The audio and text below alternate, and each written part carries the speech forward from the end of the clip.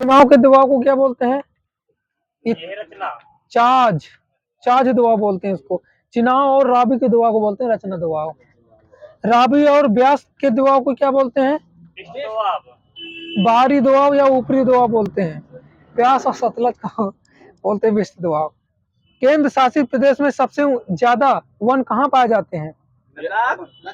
अंडमान निकोबार दे दीजिएगा। One report कितने साल में जारी की जाती है? हर 3 साल में जारी की जाती है वन रिपोर्ट। देख लीजिएगा एक बार और। भारत के कुल पड़ोसी देशों की संख्या कितनी है बताइए? 9 है। हाँ 9 है। हाँ फिर स्थलीय दोनों वहाँ से। भारत की स्थलीय सीमा से लगे पड़ोसी देशों की संख्या कितनी है? ये 7 है। इसके बाद क्या लगाना है? हिंदी।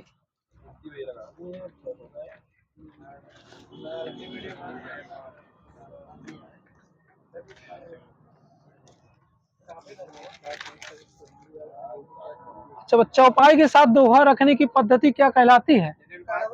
कड़वक बोलते हैं उसको। कड़वक। कड़वक का प्रयोग किसने किया था? कभी बताना है आपको। जायसी और तुलसी ने किया था। पृथ्वीराज रासों में किसका चरण चित्रण है? किस राज? पृथ्वीराज का, चौहान का। तुर्क हिंदुस्तानियम मन हिंदवी गोयम जवान, अर्थात मैं हिंदुस्तानी तुर्क हूँ, हिंदवी में जवाब देता हूँ। किसने कहा था ये? अमीर खुसरो। सही है। अच्छा मैं संत बता रहा हूँ, आपको जाति बताना है उनकी। कबीर दास की जाति बताइए। चुलाहा थे। नामदेव दर्जी थे। रैदास चमार थे। दादू बुनकर थे। सेना नाई थे। सदना कसाई थे। जाति पाति पूछे नहीं कोई, हरि को भजे सो हरि को होई। किसने कहा था ये? राजा रामानंद। बिल्कुल सही। 2 नंबर दीजिए। मैं राम का कुता मोतिया मेरा नाम। किसने कहा था? किसकी पंक्ति है ये? कबीरदास जी की पंक्ति है ये। और सुगम अगम मृदु मंजु कठोरे, अर्थ अमे अमि आगर घोरे धोरे। किसकी कविता है ये? तुलसीदास जी की। घायल की गति घायल जाने और न जाने कोई। किसकी कविता है ये? मीराबाई की है ये।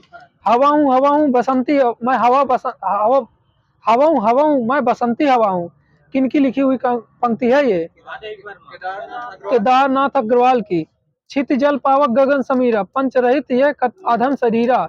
किसकी पंक्ति है ये? तुलसीदास जी की पंक्ति है ये। प्राचीन हिंदी की सीमा बताइए कहाँ से कहाँ तक? 1100 ईस्वी से 1400 ईस्वी तक मानी जाती है ये। आधुनिक हिंदी कब से कब तक मानी जाती है? 1850 से अब यहाँ अब तक। मैं उपनाम बता रहा हूँ, बताइए। महेश दास का उपनाम बताइए क्या है? मैंने उल्टा बोल दिया है ना। उपनाम है महेश दास का। प्रेम की पीर का कवि किसको बोला जाता है? घनानंद को बोलते हैं। अच्छा बताइएगा, मैं विशेष बता रहा हूँ, आपको विशेषण बताना है। अनुराग का विशेषण बताइए क्या होगा? अनुरक्त। अग्नि का? अग्नि। अधिकार का? आधिकारिक। अपेक्षा का? अपेक्षित। अवरोध का? अवरुद्ध होता है। आन का? आनी। आत्मा का? आत्मिक। ऋषि का?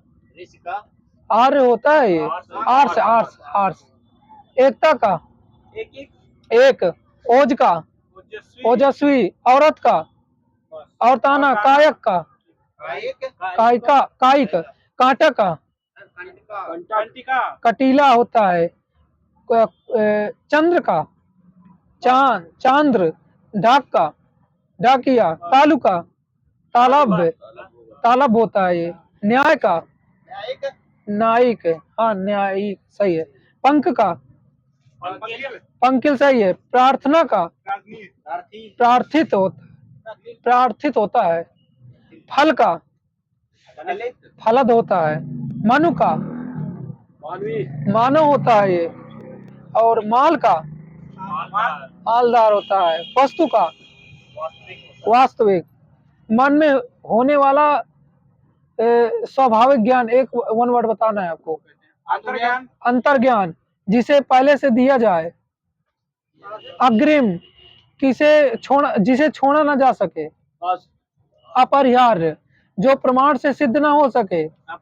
अप्रमेय किसी अन्य स्थान पर। अन्यत्र सूर्योदय से पूर्व का समय। अरुणोदय पहाड़ का ऊपरी भाग क्या कहलाता है? आधिपत्य का जिसे भुलाया ना जा सके। अविस्मरणीय ऋषि निर्मित अथवा कथित बात। आर्स बोलते हैं उसे। हाँ, आर्स बोलते हैं, सिर्फ आर्स। मरते दम तक। आमरण धन से संबंधित। आर्थिक बोलते हैं, ऊपर चढ़ने वाला। आरोही जल्दी जल्दी थोड़ा बोलिएगा। इतना ही पर्याप्त है। इत्तलम जिसकी इच्छा या इच्छा की गई हो।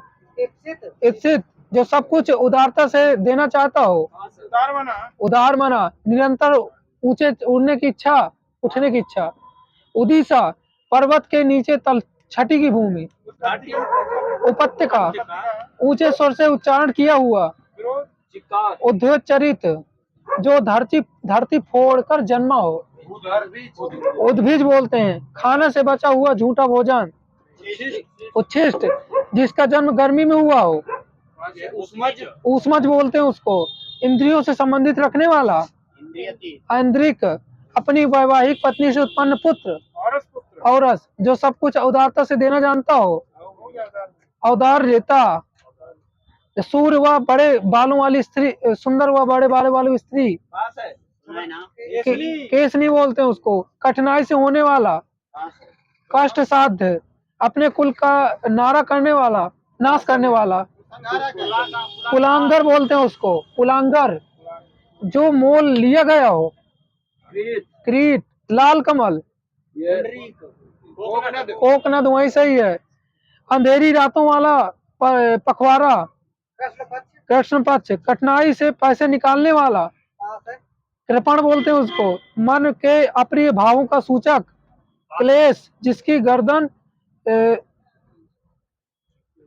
पता नहीं, गलत उल्टा से लिखा। अच्छा बताइएगा, वाच्य के कितने भेद होते हैं? 3 ठो। नाम बताइए अगले से। सही है। अच्छा, सहवाग क्रिकेट खेलता है, कौन सा वाच्य होगा? ये इसमें कर्तवाच्य होगा। सहवाग क्रिकेट खेलता में कौन सी क्रिया है?